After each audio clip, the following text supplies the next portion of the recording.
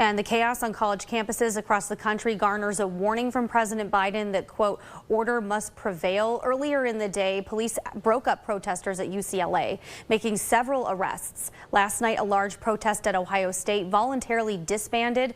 Earlier today, I spoke with Suhad Hadi. She's the president of the Arab American Community Center about the escalating violence and the reason behind the protests. What is the underlying message of the protesters? What do students want from their schools and from their country?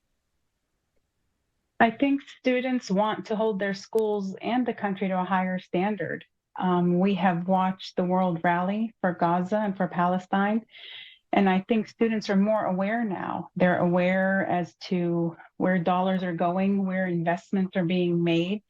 And they're seeing dollars at the university level where tuition has skyrocketed exponentially over the years. They're seeing investments going to things like military, what is going on in Gaza, the genocide, and all that.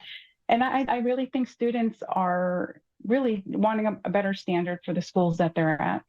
Does it concern you that intelligence officials say professionally trained protesters are joining these groups of students traveling to other states, possibly trying to ignite violence among the students that are just gathering to speak out? Does that worry you? That does worry me, and it's actually disturbing. There are agitators almost at every protest, and unfortunately, they give the peaceful protesters a bad name. We have the right to protest. Students have the right to protest. Students have the right to question. And I think when you bring in agitators from both sides, it's not one-sided. When we see people coming in and disrupting a protest, bringing chaos to it, it really dilutes the message and puts a different tone to the whole effect of the protest. You are going to have critics that say we're seeing cases of anti-Semitism and this is not the way to do it. What's your response to that? So I do believe that we're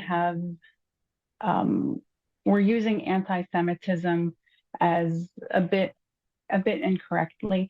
I do think that neither side students feel safe on campus. We have students of Jewish Voice for Peace that don't feel safe, and yet they're also being called anti-Semitic. We have to remember that the Muslim students don't feel safe, the Arab students don't feel safe. They haven't felt safe for a long time. And we have to, rather than fuel the flame of putting labels on this, we have to find a way to more unify the students. I'm not saying anti-Semitism is not there, but Islamophobia is there, anti-Arab is there, and we have to focus on all of them across the board if we want our students to be safe on the campuses. Many students and faculty members, they're demanding their schools divest from Israel, claiming they don't want their tuition, like you had mentioned earlier, their money going to fund Israeli government programs or other items. Do you have any specific evidence of that money paid to universities from what you know or what you've heard?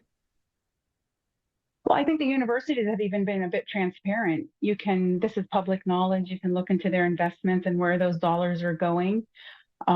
We see bonds being bought in support of Israel.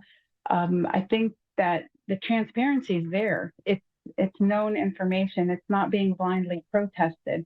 We're seeing it at city levels. We're seeing it at university levels. So I do believe that when schools are being asked to divest, that it's a wise decision on the school's part because of where tuition is going, and people are seeing these dollars going towards war. Right now, I feel the U.S. stands alone. We're the only country to use their veto power against a ceasefire on 3 separate occasions. And the most recent vote with the UN Security Council, the U.S. did not veto, but they abstained from the vote, therefore allowing a ceasefire to pass.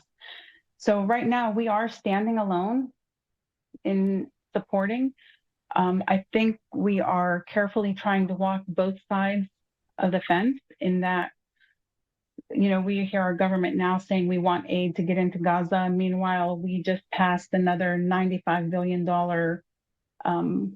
aid package, of which $17 billion is going to Israel to fund their military, to enhance their military arsenal.